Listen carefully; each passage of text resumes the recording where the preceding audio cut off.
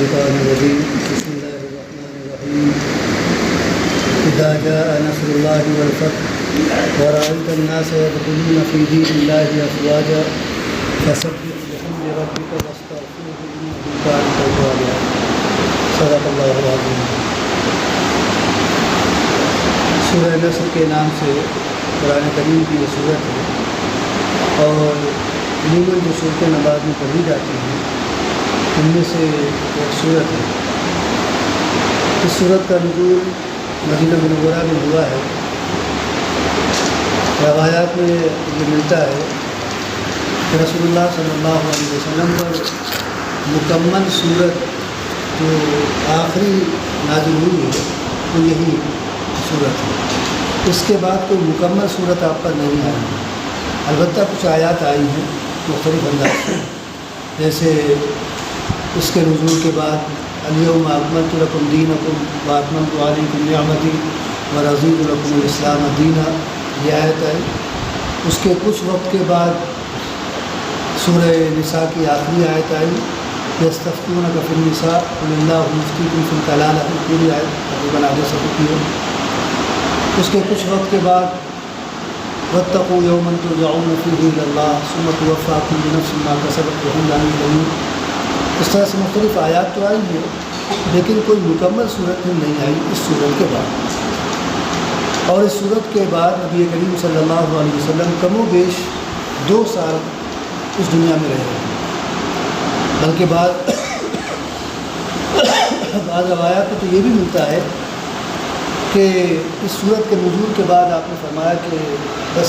مجھے اس سال میرے انتقال کی مجھے خبر دی گئی ہے۔ بعض روایت میں یہ بھی ملتا ہے، حالانکہ اکثر روایات یہ ملتی ہیں کہ اس صورت کے بعد آپ صلی اللہ علیہ وسلم کم و بیش 2 سال دنیا میں رہے ہیں، اس کے بعد آپ رخصت ہو گئے۔ اس صورت میں اللہ تعالیٰ نے اپنے نبی کو بشارت دی ہے مدد کی اور فتح کی۔ مدد کون سی مدد یا فتح تو وہ کون سی فتح؟ مدد وہ جو اللہ تعالیٰ نے اپنے رسولوں کے لیے طے کر رکھی ہے، اہل ایمان بندوں کے لیے جو نبی کے ساتھ ہوتے ہیں ان کے لیے طے کر رکھی ہے۔ اس مدد کا معاملہ یہ ہے کہ وہ چونکہ انبیاء کرام کو معلوم ہوتی ہے لہذا وہ اس کے منتظر ہوتے ہیں، لیکن اس کا وقت جو ہوتا ہے بڑا نازک وقت ہے۔ ایسا وقت ہوتا ہے اس مدد کے آنے کا کہ جب خود انبیاء کرام تک مایوس ہو چکے ہوتے ہیں، جیسے کہ قرآن کریم میں سورہ یوسف میں اس کا نقشہ کھینچا گیا ہے، حتیٰ اذا استیأس الرسل وظنوا انہم قد کذبوا جاءہم نصرنا، یہاں تک کہ وہ وقت آ گیا کہ ہمارے رسول تک مایوس ہو گئے۔ حتیٰ اذا استیأس الرسل، رسول مایوس ہو گئے، یعنی اللہ تعالیٰ کی مدد سے گویا یہ سوچنے پر مجبور ہو گئے کہ آخر اللہ تعالیٰ کی مدد آئے گی یا نہیں۔ یقین تو ہے کہ اللہ تعالیٰ نے جو وعدہ کیا وہ وعدہ پورا ہو کر رہے گا، لیکن کب وقت آئے گا یہ نہیں معلوم، کیونکہ اس وجہ سے حالات کے پس منظر میں مجبور ہو جاتے ہیں اور مایوسی کا تقریباً شکار ہونے لگتے ہیں۔ بہرحال وہ بھی بشر ہیں، ہمارے آپ کے جیسے انسان ہیں، ایک چیز کا انتظار کرتے کرتے کرتے کرتے ہم بھی ایسا ہوتا ہے کہ مایوس جاتے ہیں کہ شاید وہ چیز نہیں ملے، اور اللہ تعالیٰ کی طرف سے بارہ چیز اگر تقدیر میں ہے تو ملتی ہے۔ تو انبیاء کرام سے جس مدد کا وعدہ کیا گیا، انبیاء کرام کا معاملہ یہ نہیں کہ وہ ہماری طرح سے مایوس ہو جاتے ہیں، ہاں یہ ضرور ہے کہ انتظار کرتے کرتے بشری کمزوری کے نتیجے میں وہ بھی سوچنے پر مجبور ہو جاتے ہیں کہ آخر وہ وقت کب آئے گا جس کا اللہ تعالیٰ نے وعدہ کیا ہے، کیونکہ اللہ تعالیٰ نے وعدہ کر رکھا ہے کتب اللہ لأغلبن انا ورسلی، اللہ تعالیٰ نے یہ بات طے کر رکھی ہے کہ غالب میں ہی آ کر رہوں گا اور میرے رسول غالب آئیں گے۔ تو چونکہ اس کا وعدہ ہے مدد کا، تو انبیاء کرام اس کے منتظر رہتے ہیں، اور انبیاء کرام کے بتانے سے ان کے صحابہ کرام ہوتے ہیں وہ بھی منتظر ہوتے ہیں کہ اللہ تعالیٰ کی مدد آئے گی۔ تو یہاں پر یہ کہی جا رہی بات سورہ یوسف میں حتیٰ اذا استیأس الرسل وظنوا انہم قد کذبوا، یہاں تک کہ انبیاء کرام یا رسول مایوس ہو گئے، وظنوا انہم قد کذبوا، اور انہیں اس بات کا کامل یقین ہو گیا کہ ان کی قوم کی طرف سے ان کو یکسر جھٹلا ہی دیا گیا، کسی بات کا ان کا اعتبار نہیں کر رہے، نہ توحید کے سلسلے میں، نہ پاکیزہ زندگی کے سلسلے میں، نہ آخرت کے سلسلے میں، نہ جنت کے سلسلے میں، نہ جہنم کے سلسلے میں، نہ مرنے کے بعد دوبارہ زندگی کے سلسلے میں، کسی چیز کے بارے میں ان کا کوئی اعتبار ہی نہیں کر رہے۔ ہر بات کو وہ یہ کہہ رہے کہ یہ ہو ہی نہیں سکتا، یہ ہو ہی نہیں سکتا۔ وَظَنُّوا أَنَّهُمْ قَدْ كُذِبُوا جَاءَهُمْ نَصْرُنَا، اب اس وقت اللہ تعالیٰ کی طرف سے ہماری مدد پہنچتی ہے، یعنی اللہ تعالیٰ فرماتا ہے کہ ایسے موقع پر ہماری مدد پہنچتی ہے، یعنی یہ وقت ہوتا ہے کہ انبیاء کرام اپنی قوم کے ایک ایک فرد سے تقریباً یعنی بحیثیت مجموعی مایوس ہو چکے ہیں کہ اب ان میں سے کوئی ایک بھی ایمان لانے والا نہیں، جن کو ایمان لانا تھا لا چکے، اب اس مجموعے میں سے کوئی ایمان لانے والا نہیں بچا، ہر ایک غیر صالح عنصر ہے، اور گویا انسانیت کے جسم پر یہ ایک ایسا کوڑا ہے کہ اب اس کا آپریشن ہی علاج ہے، اس کے علاوہ کوئی علاج نہیں۔ اور اپنے سلسلے میں بھی انبیاء کرام کہ ہماری اتنی سی بات کرنے کسی کو یقین نہیں، اور ہم جو کچھ بھی کہہ رہے ہیں وہ گویا ہوائی باتیں ہیں۔ جب یہ نازک وقت آتا ہے تب اللہ تعالیٰ کی طرف سے مدد انبیاء کرام کی آتی ہے۔ چنانچہ اسی مدد کے سلسلے میں اللہ تعالیٰ فرماتا ہے اذا جاء نصر اللہ، جب اللہ تعالیٰ کی مدد آ جائے، والفتح، اور فتح مل جائے آپ کو۔ یہ فتح کون سی فتح ہے؟ فتح تو بہت سی مل چکی ہے، جیسا کہ بھی ہم نے کہا تقریباً کم و بیش 2 سال اس صورت کے نزول کے بعد آپ رہے دنیا میں، اس سے پہلے آپ کو فتح ملی ہے، بدر کے موقع پر فتح ملی ہے، احد کے موقع پر فتح ملی ہے، اسی طرح سے اور دوسری جنگیں ہوئیں، حنین اور یرموک اور تبوک اور معلوم کون سی جنگیں اس 2 سال سے پہلے۔ ان تمام موقعوں پر اللہ تعالیٰ نے اپنے نبی کی مدد بھی کی اور فتح بھی ملی، لیکن یہاں پر جس فتح کی بات کی جا رہی ہے وہ کون سی فتح ہے؟ وہ فتح ہے کہ جس کو خود نبی بھی جانتے ہیں اور انبیاء صحابہ کرام بھی جانتے ہیں۔ یہ وہ فتح ہے کہ جس کے بارے میں اس بات کا کامل یقین ہے کہ اس کے بعد علاقے میں کفر نہیں رہ سکے گا، اسلام غالب آ جائے گا، اور اسلام کے مقابلے پر کفر کے اندر اتنی ہمت نہیں ہو سکے گی کہ وہ سر اٹھا کر جی سکے۔ یہ تو ممکن ہو سکتا ہے کہ اسلام کی زیر نگی وہ رہے اور جرمانہ دے کر رہے، ٹیکس دے کر رہے، جس کو ہم جزیہ کہہ سکتے ہیں، جزیہ دے کر رہے، لیکن آزادی کے ساتھ رہ سکے، کفر کی یہ مجال نہیں۔ اس فتح کو مراد دیا گیا ہے، اور یہ فتح اس وقت ہوتی ہے جب انبیاء کرام اپنے علاقے سے ہجرت کر جاتے ہیں، تبھی یہ فتح ملتی ہے، اس سے پہلے فتح نہیں ملتی۔ رسول اللہ صلی اللہ علیہ وسلم اگر مستقل مکہ مکرمہ میں رہتے اور آپ وہاں رہتے ہوئے مکہ مکرمہ کو فتح کر لیتے تو یہ فتح مراد نہیں ہوتی، لیکن چونکہ آپ ہجرت کر گئے، حالات ایسے نازک بنے اور لوگوں نے اتنا آپ کو مجبور کیا کہ آپ مکہ مکرمہ سے ہجرت کر کے ترک وطن کر کے آپ مدینہ منورہ گئے، اور وہاں آپ نے اسلامی ریاست قائم کی، جہاں آزاد فضا میں لوگوں نے اسلامی تعلیمات پر عمل کیا اور اللہ تعالیٰ کے تقاضوں کو پورا کیا، اطمینان کی حالت میں نمازیں پڑھی، اطمینان کی حالت میں تلاوت کی اور دیگر احکامات پر انہوں نے عمل کیا۔ لیکن چونکہ وہ اپنے گھر سے نکالے گئے تھے، نبی بھی اپنے گھر سے نکالے گئے تھے اور صحابہ کرام بھی اپنے گھر سے نکالے گئے تھے، یہاں پر اسی فتح کی بات ہے کہ جب اپنے علاقے میں ہم داخل ہو جائیں گے امن و امان کی حالت میں، تب وہ فتح ہو۔ باقی بدر کے موقع پر فتح ملی ٹھیک ہے، احد کے موقع پر فتح ملی ٹھیک ہے، اللہ تعالیٰ کی مدد ہے، اللہ تعالیٰ کی نعمت ہے، شکر ہے، احسان اس کا، لیکن یہ کوئی خاص فتح نہیں ہے کہ جس کا انتظار کیا جا رہا ہے۔ انتظار اس بات کا کیا جا رہا تھا کہ اسلام کی آواز جہاں سے بلند ہوئی تھی وہ آواز وہاں پر ٹھہر سکے، تب تو فتح ہے، اور وہ آواز وہاں نہ ٹھہر سکے، وہ آواز دوسری جگہ سے بلند کی جائے تو یہ کوئی فتح نہیں ہے۔ چنانچہ مکہ کی فتح میں مراد دی گئی تو سب 8 سٹی میں اللہ تعالیٰ نے اپنے نبی کو عطا فرمایا، اس فتح کے متعلق یہاں پر ذکر کیا جا رہا ہے، اور ظاہر ہے کہ یہ ایک ایسی فتح ہے کہ جس کے آگے سے بھی تعلق، آگے جو آیات آ رہی ان سے بھی تعلق ہے اس کا۔ اللہ تعالیٰ نے بشارت دی ہے اذا جاء نصر اللہ والفتح، جب اللہ تعالیٰ کی مدد آپ کو مل جائے اور اسی طرح سے آپ کو فتح مل جائے، ورأیت الناس یدخلون فی دین اللہ افواجا، اور آپ یہ دیکھیں لوگوں کو کہ وہ دین میں جوک در جوک چلے آ رہے، فوج در فوج چلے آ رہے، گویا ایک بند تھا جو ٹوٹ گیا، اب سیلاب کی شکل میں لوگ اسلام میں داخل ہو رہے ہیں۔ یہ کیفیت بدر کے بعد نہیں ہوئی، احد کے بعد نہیں ہوئی، حنین اور یرموک اور تبوک وغیرہ کے بعد نہیں ہوئی، یہ جو کیفیت بیان کی جا رہی ہے یہ فتح مکہ کے بعد ہی ہوئی۔ کیوں؟ مکہ مکرمہ میں بڑے بڑے لیڈر تھے، سردار تھے، دولت والے تھے، وہ اسلام کی راہ کے روڑا تھے، اسلام کی ترقی میں وہ زبردست قسم کی مزاحمت کر رہے تھے، اسلام کے رہتے ہوئے ترقی نہیں کر پا رہا تھا، بڑھ نہیں پا رہا تھا، اور بالخصوص مکہ مکرمہ میں اسلام قدم نہیں جما پا رہا تھا، کیونکہ جس کے بارے میں بھی ان کو معلوم ہو جاتا تھا ان لیڈروں کو کہ فلاں کچھ مائل ہو رہا ہے اور نبی کی بات سننے کے لیے آ رہا ہے، فوراً اس کے پیچھے لگ جاتے ہیں، خبردار تو کچھ سننا نہیں۔ ہمارے وہاں ایک ایسا شخص معاذ اللہ پیدا ہوا ہے جو لوگوں کو اس کے اپنے گھر والوں سے الگ کیے دے رہا، پتہ نہیں کون سی بات، یعنی کس انداز سے بات کرتا ہے، اس کی زبان میں کون سا جادو ہے، اس کی بات میں کون سا اثر ہے کہ جو اس کی بات سن لیتا ہے اس کے دل میں اتر جاتی ہے، پھر وہ اپنے گھر کا نہیں رہتا ہے۔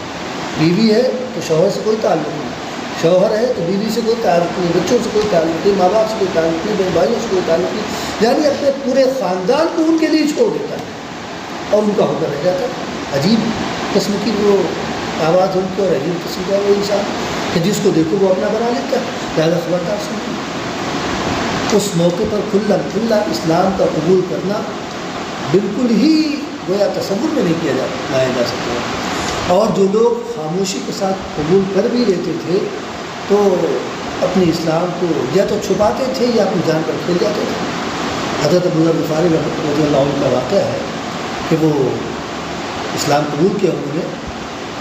اور وہاں سے نکلے، اور یہ کہتے ہوئے نکلے کہ میں اس کا اعلان کروں گا صحن کعبہ میں، تو آپ نے فرمایا کہ نہیں ابھی اعلان نہ کریں، تم ابھی اپنے گھر چلے جاؤ، لیکن ان کی غیرت نے قبول نہیں کیا، وہ صحن کعبہ میں آئے اور لا الہ الا اللہ محمد رسول اللہ اشہد ان لا الہ الا اللہ، بس پوری قوم ان کو ٹوٹ پڑی اور پوری طرح سے مار لے گئی۔ تو کسی نے بچایا اور یہ کہا کہ جانتے ہو یہ کون ہے؟ یہ قبیلہ غفار کا شخص ہے جس کے علاقے سے تم گزرتے ہو تو تجارتی قافلے لے کر، تب لوگوں نے سنے۔ تو یہ حال تھا، نہ وہاں نماز پڑھی جا سکتی تھی، نہ وہاں اللہ کا نام لیا جا سکتا، اللہ کے گھر میں اللہ کا نام نہیں لیا جا سکتا تھا۔ لہٰذا یہ جو کیفیت پیدا ہوئی جو یہاں اللہ تعالیٰ نے بیان کی کہ لوگوں کو آپ یہ دیکھیں کہ بغیر کسی بندش کے، بغیر کسی یعنی دعوت کے بس جور درجور چلے آ رہے ہیں، تو پھر آپ سمجھ لیجیے کہ اللہ تعالیٰ نے آپ کو فتح کر دی۔ تو یہ مکہ مکرمہ بیان ہوا، اور روایات میں ملتا ہے کہ یمن سے 700 افراد کا ایک قافلہ چلا تھا جو پورے راستے اذان دیتا ہوا، یعنی نمازوں کے اوقات میں اذان دیتا ہوا، تلاوت کرتا ہوا، نمازیں پڑھتا ہوا چلا آ رہا تھا۔ 700 افراد پر مشتمل ایک وفد تھا جو نبی کے پاس آیا، اور 9 ہجری میں مکہ مکرمہ 8 میں فتح ہوا ہے، 9 ہجری میں لوگ مختلف علاقوں سے چلے آ رہے تھے، بڑی بڑی تعداد میں عورتیں بھی آ رہی، مرد بھی آ رہے، بوڑھے بھی آ رہے، جوان بھی آ رہے، اور نبی کے دست مبارک کو بیعت کر رہے ہیں، اسلام میں داخل ہو رہے۔ اس سال کو عام الوفود کہا جانے لگا کہ وفد کا سال، ہر علاقے سے لوگ آ رہے ہیں اسلام میں داخل ہو رہے ہیں۔ اور آئی تنہا سے فی دین اللہ افواجا، جب آپ دیکھ لیں لوگوں کو دین میں جور در جور چلے آ رہے ہیں، اب وہ رکاوٹ نہیں رہی۔ اور فتح مکہ کے موقع پر آپ یاد کیجیے جب رسول اللہ سے، اور یہ ایک مزے کی بات ہے کہ یہ زبردست قسم کی فتح ہے، تاریخ میں ایسی فتح نہیں ملتی ہے، نہ اس سے پہلے کوئی اس طرح کی فتح ہے، نہ اس کے بعد قیامت تک کوئی ایسی فتح ملے گی کہ جس میں کسی کا خون بھی نہیں بہایا گیا اور پورا علاقہ فتح ہو گیا، پورا مکہ مکرمہ نبی کے دست مبارک پر آ گیا کہ آپ کے اشاروں پر وہاں اب بات ہو رہی ہے، آپ کو اتنی عظیم قسم کی فتح ملی، لیکن جس وقت آپ مکہ مکرمہ میں داخل ہو رہے تھے ایک فاتح کی حیثیت سے نہیں داخل ہوئے تھے، بلکہ آپ اللہ کے بندے کی حیثیت سے داخل ہوئے تھے۔ جس اونٹنی پر آپ بیٹھے ہوئے تھے سر مبارک آپ کا اتنا جھکا ہوا تھا، اتنا جھکا ہوا تھا کہ آپ کی داڑھی مبارک اونٹنی کی پشت سے لگ رہی تھی، اتنا جھکا ہوا تھا۔ جب آپ شہر کعبہ میں تھے اس وقت آپ نے ظاہر کے سارے لیڈران موجود تھے، ابو سفیان موجود تھے اور بڑے بڑے جو سردار قسم کے لوگ تھے وہ سب موجود تھے۔ اس وقت آپ نے پوچھا تھا، علاقہ فتح ہو چکا تھا اور سب کے سب سمجھ رہے تھے کہ اب ہماری خیر نہیں، جتنے بھی اسلام کے دشمن تھے سب سمجھ رہے تھے کہ اب ہماری خیر نہیں، تحت ہماری گردن ہو جائے گی۔ اس وقت آپ نے پوچھا تھا کہ تم اب کیسا محسوس کر رہے ہو، میرے متعلق تمہارا کیا خیال ہے؟ تو دبی زبان سے سب نے کہا تھا کہ آپ شریف بھائی ہیں اور شریف بھائی کے بیٹے ہیں اور آپ سے اچھی توقع ہے۔ آپ نے فرمایا تھا لا تثریب علیکم اليوم انتم الطلقاء اذهبوا وانتم الطلقاء وہ کماتا ہے۔ یوسف علیہ السلام نے جیسے فرمایا تھا کہ آج تمہارا اسی گناہ کے بارے میں تم سے بات پوچھ نہیں کی، لا تثریب علیکم اليوم، اسی طرح کی کوئی سزا تمہاری نہیں ہے، میں تمہاری جاں بخشی کرتا ہوں اور جاؤ تم سب کو سب آزاد۔ کوئی فاتح ایسا نہیں کر سکتا جس کے ساتھ اتنی دشمنی کی گئی ہو کہ اس کو قتل کے منصوبے بنائے گئے ہوں، اس کو گھر سے نکلنے پر مجبور کیا گیا ہو، اس کے ساتھیوں کے ساتھ اتنا ظلم اور زیادتی کی گئی ہو۔ ایسا دنیا میں کوئی فاتح نہیں ملتا ہے کہ اتنی بڑی فتح ملنے کے بعد وہ اپنے دشمنوں کو اس انداز سے کہے کہ میں تو رہتا ہوں، تم سب کو سب آزاد چاہو۔ یہ صرف نبی کی ذات مبارک ہے کہ جس نے اس طرح کا اعلان کیا، اور اس عظیم فتح کو آپ نے نہ تو اپنے ساتھ اس کا صحرا باندھا، نہ اپنے ساتھیوں کا سر صحرا باندھا، بلکہ آپ نے خانہ کعبہ کے قریب کھڑے ہو کر جو خطبہ دیا تھا اس میں یوں فرمایا تھا لا الہ الا اللہ وحدہ صدق اللہ وعدہ ونصر عبدہ وہزم الاحزاب بعدہ، کہ اللہ کے علاوہ کوئی معبود نہیں، وہ اکیلا ہے اور اس نے اپنے وعدے کو سچ کر دکھایا، اس نے اپنے بندے کی مدد کی ہے اور تمام لشکروں کو اس نے اکیلے ہزیمت دی۔ اللہ کی طرف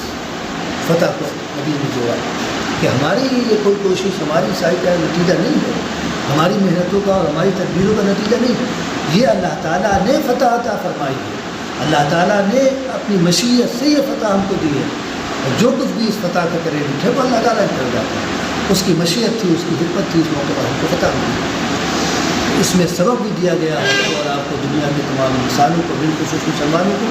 کہ کوئی بڑے سے بڑا کام دین کے تعلق سے ہم سے آپ سے اگر ہوتا ہے، ہم اور آپ کر دیتے ہیں، تو یہ نہ سوچیں کہ ہم نے کوئی تیر مار دیا اور ہم نے بڑا کام کر کے گویا اللہ تعالیٰ کا حق ادا کر دیا ہے یا دین کا حق ادا کر دیا ہے۔ یہ تو ہماری سعادت کی بات ہے، آپ کی سعادت کی بات ہے کہ اللہ تعالیٰ نے ہم کو اور آپ کو اس کام کے لیے منتخب کر دیا، ورنہ دنیا میں بے شمار پڑے گی۔ اور جیسا کہ علامہ اقبال کا غالب المصرع ہے کہ قاسمہ مل گئے کعبے کو صنم خانے سے، اور آپ دیکھیں کہ نوح علیہ السلام، یہ ابراہیم علیہ السلام، ان کا باپ آزر بت پرست اور اپنے وقت کا بہت بڑا پجاری، اس کے گھر سے ابراہیم علیہ السلام کو اللہ تعالیٰ نے پیدا کیا۔ تو اللہ تعالیٰ کسی کا محتاج نہیں ہے کہ ہمارا محتاج ہو، آپ کا محتاج ہو، کسی کا محتاج ہو، یہاں تک کہ اسلام کے غلبے کے لیے وہ اپنے نبی کا بھی محتاج ہے۔ وہ چاہتا تو ہر ایک کو مسلمان بنا کر پیدا کرتا ہے، جیسے فرشتوں کو اس نے پیدا کیا ہے کہ اطاعت کا پیکر ہے، مجال ہے کہ کسی فرشتے سے کوئی اتنی سی بھی لفظ ہو جائے یا اتنی سی بھی کوئی نافرمانی ہو جائے، لا یعصون اللہ ما امرهم۔ تو جس طرح سے تکوینی طور پر اللہ تعالیٰ نے فرشتوں کو پیدا کیا کہ وہ اطاعت کا پیکر ہے، اسی طرح سے اللہ تعالیٰ اس بات پر قادر تھا اور ہے کہ تمام انسانوں کو وہ مومن اور مسلمان کی حیثیت سے پیدا کرتا، پھر کسی نبی کی ضرورت نہ پڑتی۔ جو آدم علیہ السلام سے لے کر حضرت محمد صلی اللہ علیہ وسلم تک جو گنتی تقریباً بتائی جاتی ہے کم و بیش 1,24,000، کوئی ضرورت نہیں تھی کسی ایک پیغمبر کو بھی کی ضرورت نہیں، سب کے سب مسلمان، سب کے سب اللہ والے اور سب کے سب متقی پرہیزگار۔ لیکن یہ اللہ تعالیٰ کا معاملہ ہے، وہ اپنے بندوں کے ذریعے سے جس کو منتخب کرتا ہے اس سے اپنا کام لے لیتا ہے۔ ابراہیم علیہ السلام سے کام لے لیا اللہ نے، حاضر کے بیٹے سے کام لے لیا، اور ادھر دوسری طرف دیکھیے نوح علیہ السلام کے بیٹے کو دھتکار دیا، کوئی حیثیت کچھ بات۔ تو اس میں یہ پیغام دیا گیا کہ بڑے سے بڑا کام دین کے سلسلے میں یا اور کسی اس طرح سے جو اللہ تعالیٰ کے نزدیک نیکی کا کام ہے، تو یہ نہ سمجھے کہ ہم نے تیر مار دیا، ہم نے یہ کام کر لیا، یہ اللہ تعالیٰ کی طرف سے ہمارے لیے سعادت مقرر کی گئی کہ ہم کو اللہ تعالیٰ نے اس کے منتخب کیا، آپ کو منتخب کیا اور اس کام کو اس نے انجام دلا دیا ہم سے آپ۔ چنانچہ نبی کریم صلی اللہ علیہ وسلم کے سلسلے میں بھی آپ کو اسی سلسلے میں ہدایت دی گئی کہ جب آپ یہ دیکھ لیں کہ اسلام پورے طور پر غالب آ گیا، اس کے قدم جم گئے، اب کفر کا نام و نشان گویا ایک طرح سے مٹ گیا، اور پورے علاقے میں کہیں کوئی اللہ کے علاوہ کسی اور کو پکارنے والا نہیں رہا، سب کے ساتھ اللہ تعالیٰ کے لیے جھک رہے ہیں، اور خانہ کعبہ کی تطہیر ہو گئی، اور کہیں کسی قسم کا کوئی شرک اور پرستی کا کوئی شائبہ کم سے کم مکہ مکرمہ میں اور مدینہ منورہ میں نہیں رہ گیا، جب آپ کی کیفیت لوگوں کے اندر دیکھ لیں یا ماحول کے اندر دیکھ لیں تو فسبح بحمد ربک واستغفر، یہ نہیں کیجیے گا کہ ہاں بغلے بجانے لگے کہ ہم نے بڑا کام کر لیا، بلکہ آپ اللہ تعالیٰ کی حمد کے ساتھ تسبیح بیان کیجیے کہ اللہ تعالیٰ کی ذات تو پاک تھی، وہ تو اپنے طور پر بھی سب کر سکتے، اس نے ہم کو منتخب کر دیا اور یہ کام ہم سے لے لیا تو ہمارے لیے سعادت کی بات ہوگی۔ اس طور پر آپ اللہ تعالیٰ کی تعریف کے ساتھ اس کی تقدیس بیان کیجیے، اللہ تعالیٰ کو منزہ بیان کیجیے، یعنی وہ ہر قسم کے آئے، وہ ہر قسم کی کمزوری سے بات، وہ ہمارا محتاج نہیں تھا، ہماری اس کو ضرورت نہیں تھی، ہم کو ضرورت ہے کہ اللہ تعالیٰ ہم سے کچھ کام ملے کہ ہماری آخرت سے ہو جائے، تو آپ اس انداز سے اللہ تعالیٰ کی حمد و ثنا بیان کیجیے۔ چنانچہ اور اسی طرح سے واستغفر، اور استغفار بھی اللہ تعالیٰ سے کرتے رہیے۔ نبی کے لیے استغفار کی کیا ضرورت، جبکہ اللہ تعالیٰ نے خود اعلان کر دیا انا فتحنا لک فتحا مبینا لیغفر لک اللہ ما تقدم من ذنبک وما تأخر ویتم نعمتہ علیک ویہدیک صراطا مستقیما۔ اے نبی، ہم نے آپ کو عظیم الشان فتح عطا کی، کھلی ہوئی فتح عطا کی، اور تاکہ یہ جو نعمتیں ہم نے آپ کو دی ہیں اس لیے کہ ہم آپ کے اگلے اور پچھلی جو بھی گناہ تو ہے نہیں نبی کا، جو اگلی پچھلی غلطی، یہ لغزش ہے، بھول چوک ہے، نسیان ہے، یا بشری کمزوریوں کے نتیجے میں کوئی بات ایسی پیش آ گئی جو آپ کی شایان شان نہیں تھی، ہم نے ان سب کو معاف کرنے کا فیصلہ کیا۔ نبی کی تو اول تو گناہ کا کوئی تصور بھی ہم نہیں کر سکتے، کسی نبی کے متعلق نہیں کر سکتے، خدا نخواستہ کہ کسی نبی سے کوئی قصور ہو گیا، کوئی گناہ کی بات ہو گئی، ہرگز نہیں، نہ چھوٹا گناہ نہ کوئی بڑا گناہ۔ ہاں، بشری کمزوریوں کے نتیجے میں بھول چوک اور کسی کام کو آگے پیچھے کرنا یہ تو ہو سکتا ہے، یہ بشری کمزوری اور نبوت کے منافی بھی یہ بات نہیں۔ نبی کریم صلی اللہ علیہ وسلم نماز پڑھا رہے تھے، بھول گئے، اور آپ نے غالباً 4 رکعت کی نماز سے 2 رکعت کا سلام پھیر دیا۔ صحابہ کرام میں سے کسی کی ہمت نہیں تھی کہ بیچ میں لقمہ دے کے اللہ اکبر سبحان اللہ جیسے ہمارا وہاں ہو جاتا ہے کہ امام بھول گیا تو اس کو متنبع کر دیا ہے، کسی کی ہمت نہیں تھی۔ جب آپ نے سلام پھیر دیا تو لوگوں نے پوچھا ادب اور احترام کے ساتھ کہ اللہ کے رسول، کیا نماز میں کمی کر دی گئی ہے یا آپ بھول گئے ہیں؟ آپ ادب دیکھیے، پہلے اللہ تعالیٰ کی طرف سے ہو سکتا بھائی نبی نے ہم کو نہیں بتایا، یا درمیانی نماز میں ہی اللہ تعالیٰ کا حکم آ گیا کہ بھائی 4 کے 2 پڑھیے گا، 2 ختم کر دیجیے۔ ہو سکتا ہے نماز کے دوران، جیسے خانہ کعبہ کو قبلہ جب مقرر کیا گیا تو نماز کے دوران یہ حکم آیا تھا، آپ ظہر کی نماز پڑھا رہے تھے، 2 رکعتیں ہو گئی تھی، حکم آ گیا کہ اب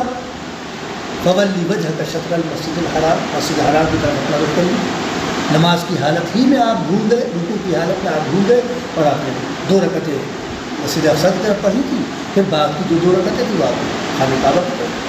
تو ادب کے ساتھ پوچھا کہ اللہ کے رسول کیا آپ نماز میں کمی کر دی گئی ہے یا آپ بھول گئے؟ تو آپ نے فرمایا نماز میں کمی تو نہیں کی گئی، کیا میں نے کچھ غلطی ہوگی؟ تو انہوں نے کہا اللہ کے رسول آپ بھول گئے اس کا، تو آپ نے نماز میں تو یہ بشری کمزوری ہے، اس کا کوئی وہ نہیں، لیکن اللہ تعالیٰ کے نزدیک یہ چیز بھی نبی کی شان کے خلاف تھی۔ چنانچہ فرمایا واستغفر، اور پھر یہ جو کام آپ کو دیا گیا تھا، جس مشن پر آپ کو مقرر کیا گیا تھا، یعنی اسلام کا غلبہ ہو جائے آپ کے ذریعے سے، اسلام کی دعوت کو آپ پہنچا دیں اور لوگوں کو اللہ تعالیٰ کا پیغام سنا دیں اور علاقے سے کفر کو بالکل اس کا نام و نشان ملا دیں، یہ جو مشن آپ کو دیا گیا تھا، یہ جو کام آپ کو اور جو ذمہ داری دی گئی تھی، آپ نے کر تو لیا، لیکن ہو سکتا ہے کہیں کمزوری رہ گئی ہو سکتا ہے کہیں آپ سے کچھ بھول ہو گئی ہو، کہیں جس انداز سے بات کہنی چاہیے تھی اس طرح سے آپ نہ کہہ سکے ہیں، تو استغفار کریں تاکہ وہ جو بھی کوتاہی کمی بشری کمزوری کے نتیجے میں رہے گی وہ بھی ختم ہو جائے اور آپ کا کام اعلیٰ طریقے پر اللہ تعالیٰ کو قبول کر لیا جائے۔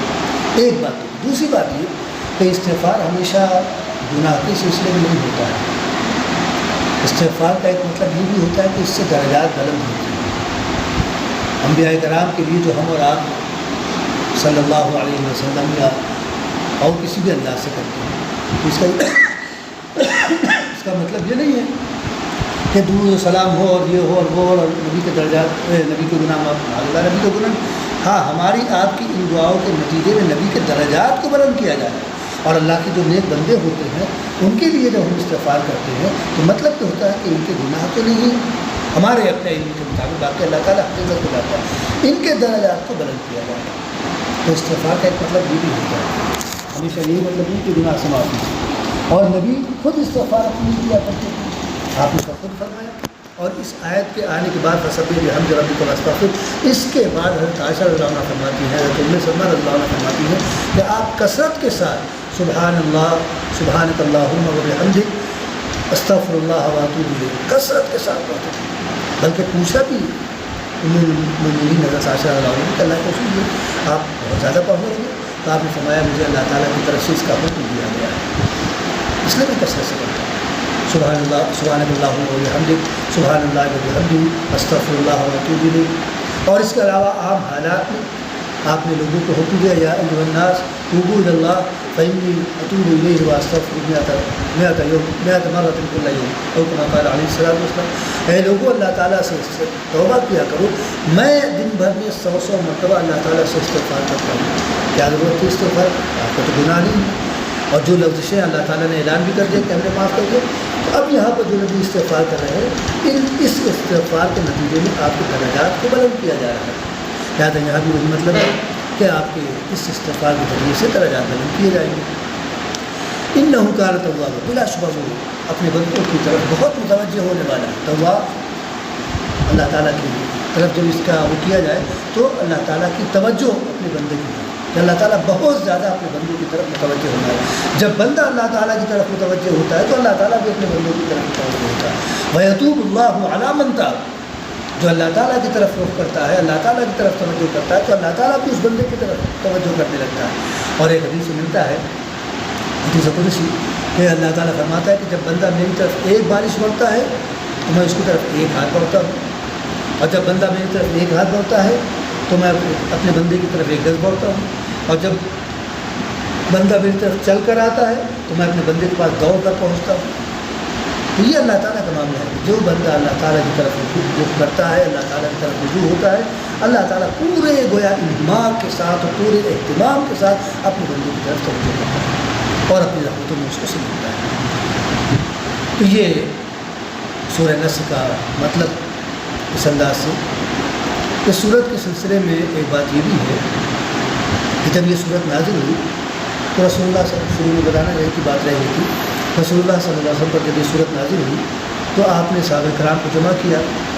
جس میں حضرت ابوبکر صدیق رضی اللہ عنہ تھے، حضرت عمر رضی اللہ عنہ تھے، سعد بن ابی وقاص تھے، حضرت عباس رضی اللہ عنہ اور دیگر صحابہ کرام تھے، اور آپ نے یہ صورت پڑھ کر ان کو سنائی۔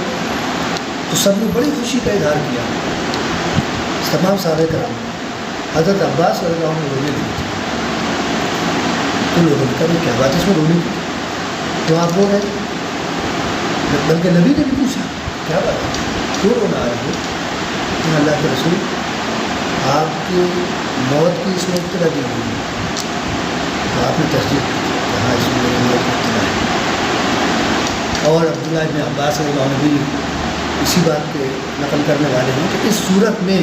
جہاں فتح اور نصر کی یعنی مدد کی بات کی گئی ہے، وہاں در پردہ اللہ تعالیٰ نے اپنے نبی کے انتقال کی بھی خبر دی کہ آپ جس مشن کے لیے بھیجے گئے تھے وہ مشن پورا ہو گیا ہے۔ خانہ کعبہ جو بتکدہ بنا ہوا تھا اس کی تطہیر ہو چکی ہے، آپ کا مشن پورا ہو چکا ہے، آپ کا کام پورا ہو چکا ہے، علاقے میں اسلام کا غلبہ ہے اور اسلام پوری طرح سے اب آزاد ہے، اپنی پوری آب و تاب کے ساتھ وہاں اسلام پر عمل ہو رہا ہے، لہذا اب کام تو آپ کا پورا ہو چکا ہے۔ اور ظاہر ہے کہ جب انسان کا کام پورا ہو جاتا ہے تو پھر دنیا میں اس کی ضرورت بھی باقی نہیں رہتی۔ ہمارا آپ کا بھی یہی حال ہے کہ جب تک یہاں پر ہمارا کام ہے ہم زندہ ہیں، اور جس دن ہمارا کام پورا ہوا بس اس دن سے انتظار شروع ہو جانا چاہیے کہ اب بلاوا آنے والا، اب کب ہمارا کام پورا ہوگا یہ تو ہم نہیں جانتے، یہ تو اللہ تعالیٰ ہی جانتا ہے کہ ہمارا کام کس دن کس وقت میں پورا ہوگا، لیکن بہرحال جب ہمارا کام پورا ہو جائے گا ہمارا بلاوا آ جائے گا۔ آپ حضرات کا کام پورا ہوگا، ظاہر ہے کہ دنیا سے سبھی کو جانا ہے، کوئی دنیا میں رہنے کے لیے نہیں آیا، لہٰذا جس کا کام پورا ہوتا جائے گا اللہ تعالیٰ اس کو بلاتا جائے گا۔